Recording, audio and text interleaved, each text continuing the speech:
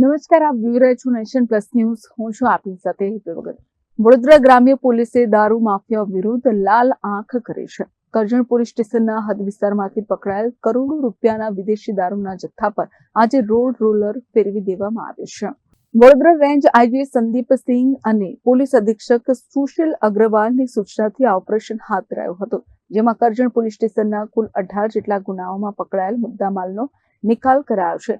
કુલ 1,37,612 જેટલી નાની મોટી બોટલો અને પિયરના ટીનનો નાશ કરવામાં આવ્યો હતો, જેની અંદાજિત કિંમત 4,45,84,142 રૂપિયા જેટલી થવા જાય છે.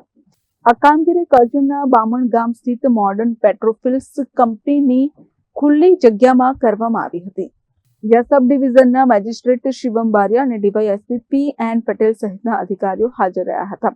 નશાબંધી વિભાગ અને કરજણ પીઆઈ બીએમ પટેલની દેખરેખ હેઠળ આ સમગ્ર પ્રક્રિયા કાયદેસરની પરવાનગી મેળવીને પૂર્ણ કરવામાં આવી હતી.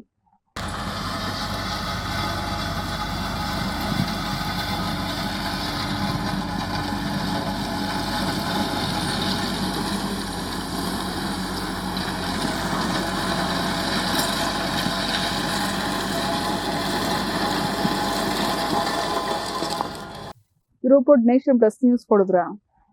સમાચારોના સતત અપડેટ મેળવવા માટે અમારી નેશન પ્લસ ન્યૂઝની યુટ્યુબ ચેનલને સબસ્ક્રાઇબ કરો, બેલ આઇકન દબાવો અને જોડાયેલા રહો ફેસબુક, ઇન્સ્ટાગ્રામ અને ટ્વિટર પર.